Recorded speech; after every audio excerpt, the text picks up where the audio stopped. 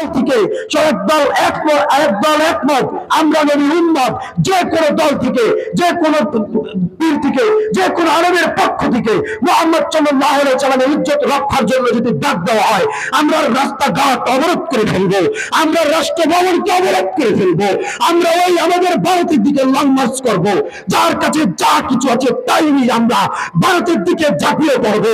ইতিহাসে এই প্রথম না, 1226 বখতিয়ার খলজি সর্বপ্রথম এই হিন্দু সন্ত্রাসীদেরকে প্রতিহত করেছে, প্রয়োজনে আবার হিন্দু সন্ত্রাসীদেরকে প্রতিহত করব ইনশাআল্লাহ। আগামী দিনে দেখা হবে রাজপথে, কথা হবে চলগানে নারায়ে তাকবীর। তার বিরুদ্ধে আন্দোলনে নেমেছে। আমরা বলছি বৌদ্ধ ধর্মের কিছু গুরুরাও তার বিরুদ্ধে আন্দোলনে নেমেছে। অর্থাৎ মুহাম্মদ সাল্লাল্লাহু আলাইহি ওয়াসাল্লাম একটা আদর্শ, যেই আদর্শ খারাপ লাগার মতন কোন আদর্শই না। তার আদর্শ সবাই ভালোবাসে, সবাই তাকে ভালো করে জানে।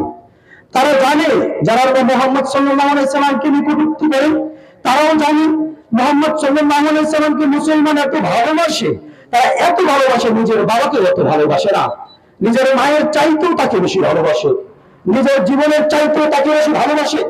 মুহাম্মদ সাল্লাল্লাহু আলাইহি ওয়াসাল্লামের জন্য প্রতিটা মুসলমানের রক্ত হলো এক গ্লাস পিয়ালার মতো, যখন প্রয়োজন হয় নবীর ইজ্জত বাঁচাইতে রক্ত পিয়ালার মতনই ঢেলে দেয়। কথা বলেন ঠিক কিনা?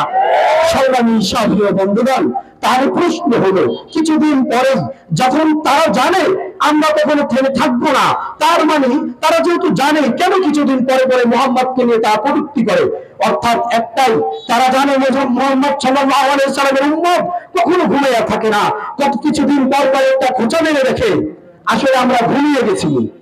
আসলে জানো না মুসলমান কখনো ঘুমানোর জাতি না, এরা কখনো ঘুমায় না। ভারতকে বলে দিতে চাই মুহাম্মদ সাল্লাল্লাহু আলাইহি ওয়াসাল্লামকে নিয়ে কোন রকম কটূক্তি করবেন, দেখা হবে। কোথায় দেখা হবে? ছেলেন চিস্টারে দেখা হবে, দেখা হবে ভারতের সীমান্তে আপনাদের সাথে। মুহাম্মদ সাল্লাল্লাহু আলাইহি ওয়াসাল্লামের উম্মতদেরকে কেউ দাবায় রাখতে পারে নাই। বাংলায় যারা দাবায় রাখতে চেয়েছে তাদের বন্দুকের নলের সামনে বাঁশের লাঠি নিয়ে মুসলমান দাঁড়িয়েছে। আমরা এখন রাজপথে আছি, যদি আমাদের দাবি আদায় না হয় আমরা ভারত অভিমুখে লং মার্চ করবো ইনশাআল্লাহ। তাতেও যদি কাজ না হয় বেঈমানের দল শুনে রাখ, অতি সত্বর হযরত মাহদীর কাফেলা ইন্ডিয়ার মধ্যে গিয়ে প্রত্যেকটা বেঈমানকে খুঁজে খুঁজে জবে করবে ইনশাআল্লাহ। সংগ্রামী সাথী বন্ধুগণ, এ পর্যায়ে আমাদেরকে আসার জন্য বাধ্য করে নাই, আমাদের পিছনে এমন কোন শত্রু বাহিনী ছিল না যাদের তারা খেয়ে আমরা এখানে সমবেত হয়েছি।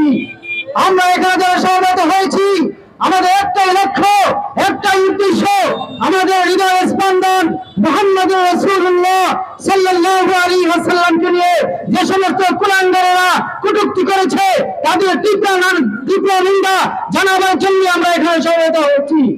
সম্মানিত তাওহীদি জনতা, আমরা আমার রাসূলকে কেমন ভালোবাসি, আমার রাসূলের জন্য আমার সন্তানকে ত্যাগ করতে পারি, আমার রাসূলের ভালোবাসার জন্য আমার স্ত্রীকেও ত্যাগ করতে পারি, কিন্তু তারা হয়তো জানে না রাসূলের মহব্বতের জন্য আমাদের নিজের জীবনকে আমরা বিসর্জন দিতে রাজি আছি ইনশাআল্লাহ।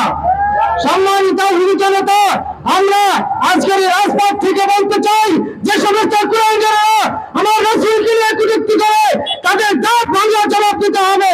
আমরা ভারত সরকারের কাছ থেকে আবেদন করছি, আমরা অচিরেই তাদের ফাঁসির মঞ্চে অবশ্যই দেখতে চাই, তাদের ফাঁসির মঞ্চে অবশ্যই ফাঁসির কাছ থেকে দাবি করতে চাই, তাদেরকে আমরা জাহান্নামে পাঠিয়ে দিতে চাই।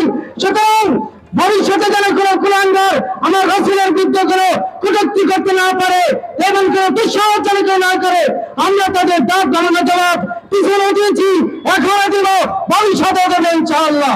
আমি তো সত্তর আমাদের দেশের বর্ডার খুলে দিন, হয় আমরা ওই ভারতে গিয়ে নিজের জীবন বিলিয়ে দেব, অন্যথায় আল্লাহর রাসূলের কটাক্ষকারীকে জাহান্নামে পাঠিয়েই ক্ষান্ত হব ইনশাআল্লাহ। সংগ্রামী সাথী বন্ধু, নারায়ে তাকবীর, আল্লাহু আকবার। ইসলামের শত্রুরা হুঁশিয়ার সাবধান, মুমিন শত্রুরা হুঁশিয়ার সাবধান। প্রিয় শ্রমিকরা ঘরে বসে নাই, সবাই দলে দলে যোগদান করেছেন আমাদের এই বিক্ষোভ সমাবেশে। মুদ্রা তোমরা একত্রিত হও বা যাই হও, আমরা মুসলিম, আমরা রাসূলের উম্মত, আমরা হুজুর সাল্লাল্লাহু আলাইহি ওয়াসাল্লামকে আমাদের নিজের মা বাবা সবার থেকে আমরা বেশি মহব্বত করি। এই জন্য তোমরা সকলেই তোমরা ঠিক হয়ে যাও। যদি তোমরা আমাদের রাসূলকে নিয়ে কটূক্তিমূলক কথাবার্তা বলো